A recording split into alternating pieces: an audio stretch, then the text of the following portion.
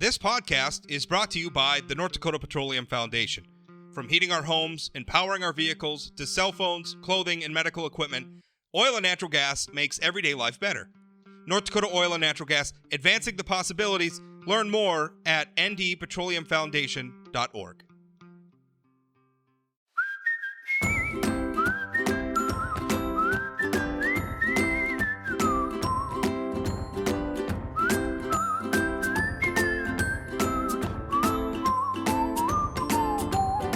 Welcome to the Plain Talk Podcast. Happy to be with you on a very snowy Friday. I don't know what things are like in Fargo, but up here in Minot, the schools are closed, which means in order to do this podcast interview, I had to hustle the kids into another room and lock them up.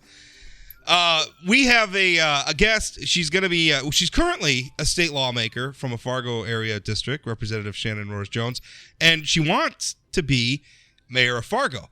So we're going to talk with her about that, like why she wants to be mayor and all that fun stuff. But before we get to that, of course, this is the part where I ask you to, if you're listening to this podcast by streaming it on Facebook or something, if you would consider subscribing via a podcasting app. You know, one nice thing is it alerts you when there's new episodes of the show, so you don't have to rely on Facebook's algorithms to surface the latest episode for you. You can keep track of everything we're doing on this show right through an app. I don't know, Spotify is a good one, Pocket Cast. I've been using Spotify a lot for podcasts. I used to use Pocket Cast a lot. Now I use Spotify. Mostly just because I use it so much for music anyway. It's super convenient. But anyway, there's a ton of podcasting platforms out there, so just choose the one you like and subscribe. Also, if the Spotify is one that now allows people to rate their podcasts. So if you would leave an honest rating or an honest review of this podcast, that helps, I guess, the magical internet algorithms. If you leave a good podcast, I guess maybe, or excuse me, a good rating or review, I guess the algorithms will recommend this show to more people, and hey, that's good for me. Also, don't forget, I write for a living too. So if you subscribe to, I don't know, the Fargo Forum or the Grand Forks Herald, it doesn't really matter which one you subscribe to, because for one low price, $10 a month, you get all of them. It's pretty awesome. If you go to inforum.com/subscribe, that's a good one. Grand Forks Herald, Dickinson Press, Jamestown Sun, those are all the North Dakota papers. And of course, you don't just get our North Dakota content, you get our content across our network. So that means Minnesota, Duluth, Rochester, all those places. We have a ton of content, sports, of course, and political news, social news, all sorts of stuff. Subscribe. It's not that much money. And, if you're interested in promoting good journalism, then paying for the journalism is a good place to start. I know paywalls are a pain in the butt, but hey, everybody's got to make a living. All right, now it's time for our interview, and let's go to Representative Shannon Roers Jones. And first question is, why do you want to be mayor? Well, good morning, Rob, and thanks for the time. I think the easy answer is to kind of take the skills that I've built as a legislator and my skills as a business person and use those to help improve Fargo and take Fargo to the next level. As you know, my family has a construction and development business in Fargo that we have built our roots in Fargo for the last 45 years. I've had the opportunity to serve the citizens of Fargo there, and in the legislature, I've had the opportunity to work on some policy issues that are really important to me, including economic development and criminal justice reform, and build relationships with people in the state government and the legislature that I think all of those skills will help me transition into someone who can really serve Fargo, serve the citizens of Fargo, and take Fargo to the next level. That makes a lot of sense, in that obviously a lot of what Fargo does is related to appropriations that are done in Bismarck. A lot of the policies that Fargo makes are in the context of boundaries or guidelines that have been drawn in the legislature. A big part of a local leader's job is essentially being an advocate for that community or that governing entity in larger levels of government, other levels of government. So I guess that makes a lot of sense that your connections that you built while in the legislature would be a boon, I guess, theoretically, to the city of Fargo. Yeah, I think that there's a lot of skills that I have that I think will translate into improving the the services for the city of Fargo. I work as an attorney in my regular job. I am a real estate broker. I have experience on both, business, legal, real estate, and then also the skills that I have learned as a legislator, not only understanding how the legislative process works, the relationships that I've built with people in the legislature, people across the state government agencies. I think all of that translates to someone who can be a strong advocate for the city of Fargo and our needs. I think that's something that we have been lacking for at least the last few years, is having someone who does a really great job communicating the needs of Fargo, the needs of our citizens, both locally and federally. In the incumbent in this race, who is running for re-election, Tim Mahoney, he's been in office since 2014, and he only got to run for election after a legal argument, a legal debate that ultimately came down in his favor on term limits for the office. He essentially argued that the term limits that are currently in place didn't apply to him because he took over. Anyway, it was kind of an arcane legal question, but he gets to run for another term now. But what are your feelings on term limits for this office generally that you're running for on that question? Should there be term limits? Because I know that's a debate now, kind of brought up by Mahoney's situation, and some people, and including myself, I don't like term limits. I think if the voters want to keep voting the same person into office, I kind of think, well, hey, that's the will of the people. However, if I might think that's a wise decision or not, ultimately the people should get to decide who represents them or who governs them, and that. If they want to keep voting for the same person, I guess that's their right. But that question, because both at the local level at Fargo, we have a term limits debate, and then statewide, we have activists who are gathering signatures for a petition to put term limits for the governor and for lawmakers on the statewide ballot. So that question to you, do you support term limits? I support the will of the people. And in this instance, the people decided that they wanted term limits on this office. I would abide by those rules as they exist. The office that I am holding currently doesn't have term limits, but they're looking at putting them in. I think there are some challenges when you have term limits, but whatever the people decide, I'm obviously going to abide by that. But as Shannon Roers Jones, North Dakota citizen, how would you vote on a term limits? Like say this ballot measure ends up on the ballot. How are you going to vote on it? The ballot measure as it is right now, I think it creates a set of challenges for the legislature. And speaking specifically to the legislature, it's a part-time job. You only go into session every other year. The term limits that exist make it very difficult to recruit candidates who are willing to do the job, because as soon as you're getting established in that sort of a position, then you are going to be termed out. And yes, there's some ability to switch from one side to the other, but I think it makes it very difficult to recruit and retain candidates, and so I would struggle to support the term limit measure that is on the ballot currently. Let's talk. When you made your announcement to run, one of the things that you talked about was that Fargo needs fresh leadership. What did you mean by that? Dive into that a little bit for us. I think that we are looking at an opportunity to really build Fargo to the next, for the next generation. And I think it would be important, it would be beneficial for Fargo to have someone who is coming in with a new perspective, an outsider's perspective, a business leader's perspective, where we can really look at opportunities outside of what's been explored right now. I think we have opportunities to partner with our other communities in North Dakota. I think we have opportunities to partner with similarly situated communities outside of North Dakota, really exploring best practices in other areas. And, the leadership that we have right now has brought Fargo to a great place, but has really been kind of a caretaker leader for the last several years.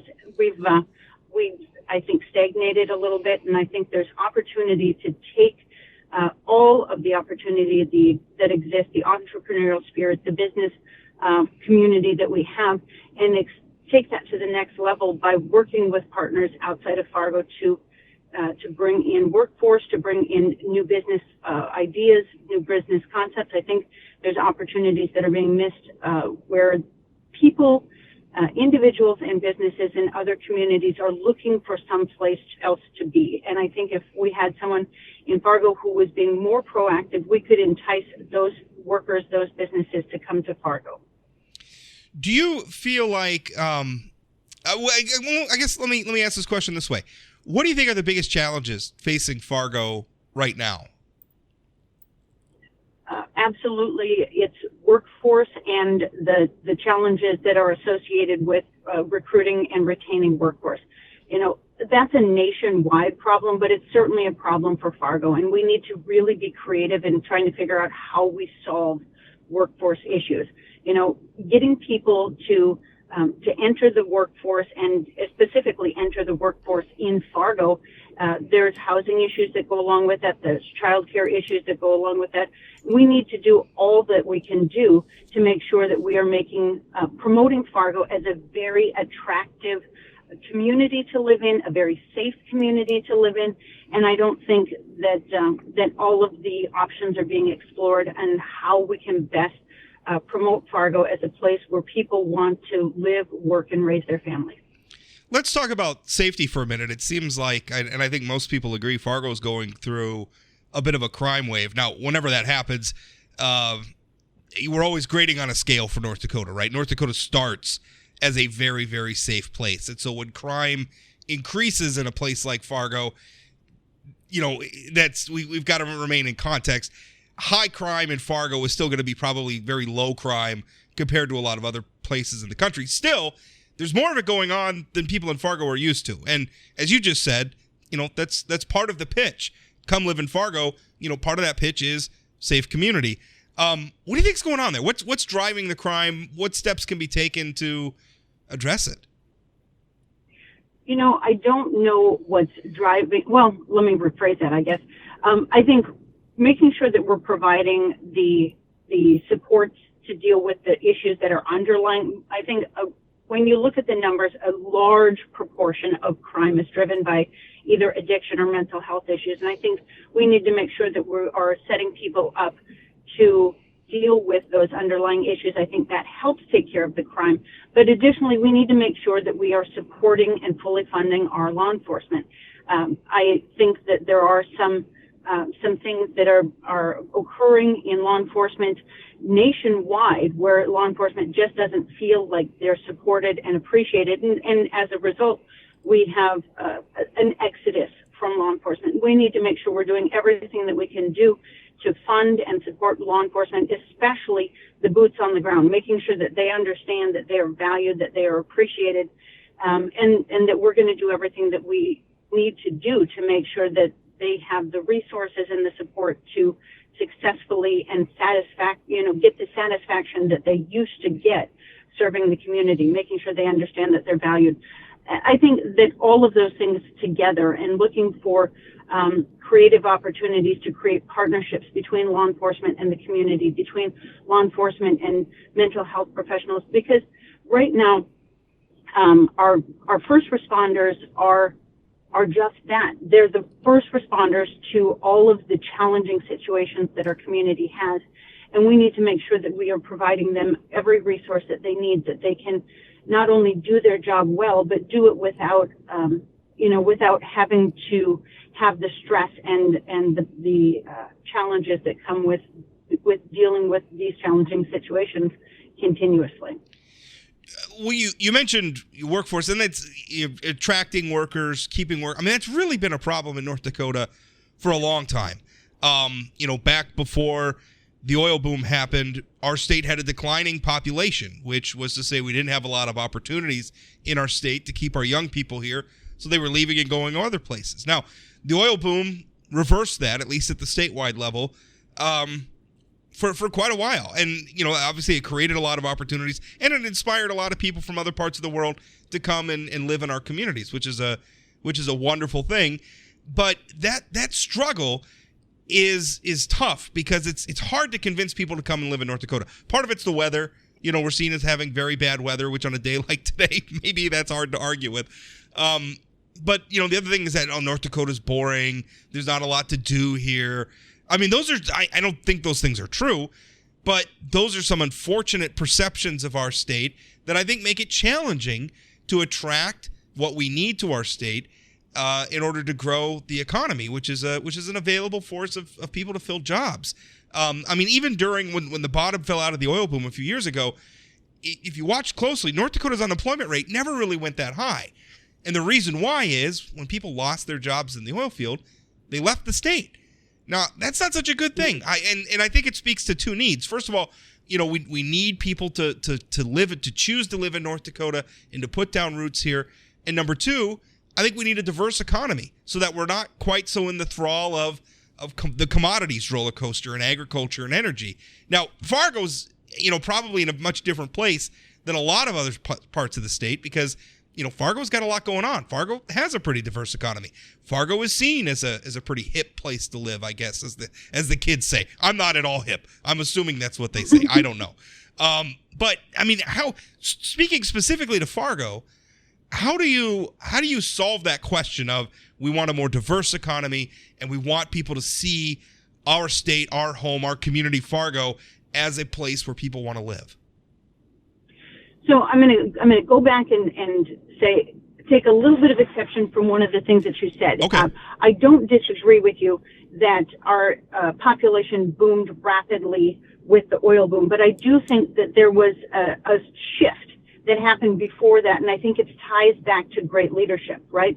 You know, I think I'm a little bit older than you, Rob, in the fact that you're right, when I graduated from high school, people were leaving North Dakota. If you wanted to do something exciting, if you wanted to have a great life, you were going to do it someplace other than North Dakota.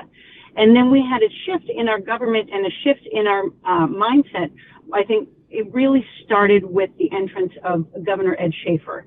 He came in and we really started attracting businesses, attracting the people to North Dakota, restaurants, entertainment venues, businesses to North Dakota that made it exciting for people to want to stay in Fargo. And I think we have, or in North Dakota, I'll say. And I think we have that opportunity now that is not being met. We need to have someone who's going to go outside of North Dakota, go outside of Fargo, and talk to people about the amazing things that we have going on. We have had a lot of improvements across the state, but especially in Fargo as far as opportunities for entertainment, arts, culture, public service, things like that that are appealing to young people these days. We know that not every young person is interested in living in the big city with the hustle and the bustle, but they want to have access to culture, to entertainment opportunities, to community building things. And we've got some fantastic entrepreneurial minds in Fargo that are working to build that. I think we just need someone who's going to go outside of Fargo, who's going to talk to the people in other communities where they just don't feel like they have that connection. We need to get people to come to North Dakota to experience it so that they understand all that we have to offer. Otherwise, it's just that cold, frozen tundra out there, and why would anyone want to visit? We know that if we can get people to come to the community, we can get them to appreciate all of the things that we have to offer. And that's the opportunities that are being missed right now. Okay, I wanted to get into that because you're I guess obviously by the fact that you're running and you're saying that those opportunities are being missed now, you're saying that this isn't something that's happening now. What specifically are you going to do differently? I'm going to take a much more active approach in making sure that we are working with our chambers, working with our economic development community, working with all of the people who are looking to bring workforce in and partner with them directly. You know, that may involve some travel to other communities to talk to businesses, to talk to potential employees. It may include some sort of funding for marketing the city of Fargo, the region of Fargo, really. We're going to end up marketing the whole region, but when that comes down to it, bringing people to the region is an improvement for Fargo also. We don't need every single person to live in the city of Fargo, but if they're coming to the region and they're living nearby, they're working in the community, all of that has just a compounding beneficial impact for Fargo, for West Fargo, for the outlying communities. And I think we can do that in conjunction with partnerships with West Fargo, with Moorhead, Dilworth, and Horace. We had the state of the city's address in Fargo yesterday, and I think everyone across the region recognizes that we have the same challenges and we have the opportunity to work together to address those challenges. Fargo has an unusual method of voting. It's called ranked choice voting, and it's essentially where, I guess it's exactly what it sounds like. You go in and you rank the candidates, and then ultimately it's if there's not a clear winner for first choice, then second place votes count too.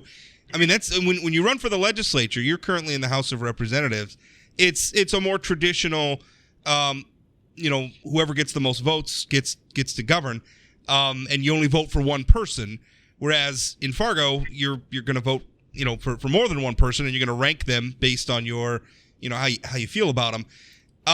That's a change. Now, actually, I should note in the House of Representatives, there's 2 at-large seats, and then however many candidates are running in a given legislative district.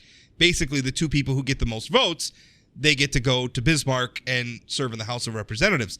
So this is going to be a different dynamic. Can you tell us some of your thinking about that as a candidate?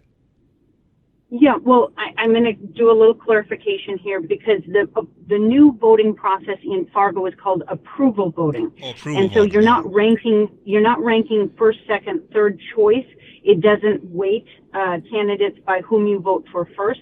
You can vote for as many candidates as you approve of. And so in that way, it's similar to the voting process. I guess that's my misunderstanding. I don't live in Fargo, so. No, that's all right.